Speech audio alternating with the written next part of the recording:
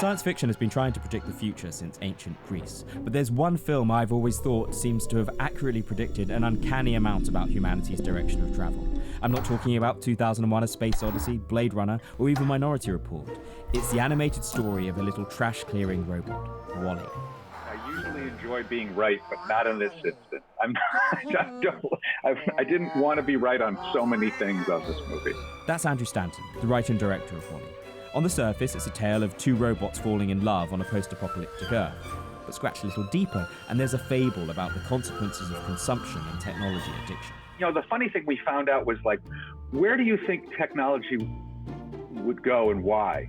And what ended up being our way to guess that was what would seduce you. Because we were watching it happen with the phone, and we were watching it happen with these electric scooters. It's like fast food. You know it's bad for you, but it's just seductively too tasty, and you cave. And so we thought, well, technology tends to, like, win out when it hits that part of you. It's the party that likes, yeah, I know this probably isn't great for my eyesight to be staring at the screen all day, but I just need to click one more headline. So it's seduction that ended up being the gateway into things sticking into the culture. WALL-E depicts a future where Earth has become inhospitable to life. The extreme weather events it portrays are already happening with more frequency. The Intergovernmental Panel on Climate Change determined in a recent report that hot temperatures that used to happen just once a decade now happen almost every 3 years, while droughts are almost twice as common.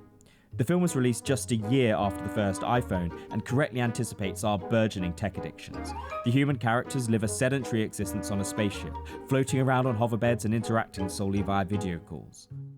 US adults now spend on average more than 11 hours a day in front of a screen. In 2008, when WALL-E was released, 34% of US adults were considered obese. It's now 42% and accelerating. And what are they eating? The spacebound humans in WALL-E eat meals from a cup. In recent years, we've seen the rise of firms like Huel and Soylent, makers of meal smoothies. The meal replacement market was worth $4.5 billion in 2008. It's now an almost $12 billion market. Then there are the satellites. The rocket ship in the film has to break through a crust of them to escape Earth's orbit. When the film was released, there were just a few hundred satellites circling the Earth. Now there are almost 8,000 and plans to add tens of thousands more. Payload deploy confirmed. Astronomers are already complaining about their declining ability to see the night sky.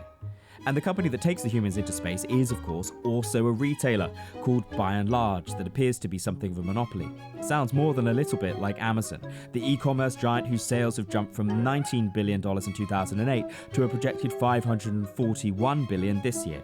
It hoovers up about 40% of US e-commerce sales. And Amazon founder Jeff Bezos also has a space exploration company called Blue Origin. Even in 2004, when he started working on WALL-E, Amazon was the inspiration for Stanton. We were very early adopters in our household, and we were getting boxes, sometimes daily. And again, that's the norm now. But at the time, I thought, where is all this trash going? Pixar's location on the doorstep of Silicon Valley may have helped it glean insights into the tech world, but the team had another major advantage when it came to predicting the future. Their boss was Steve Jobs. He was with us for 10 years, for half a week, every week. And that meant? We saw the iPhone before other people did. And I remember picking it up and using it, thinking it was magic like everybody else did. But I was also going, why is this feeling so familiar? And I realized, oh, this is what it's like when I used to smoke. I used to smoke to just fill the time.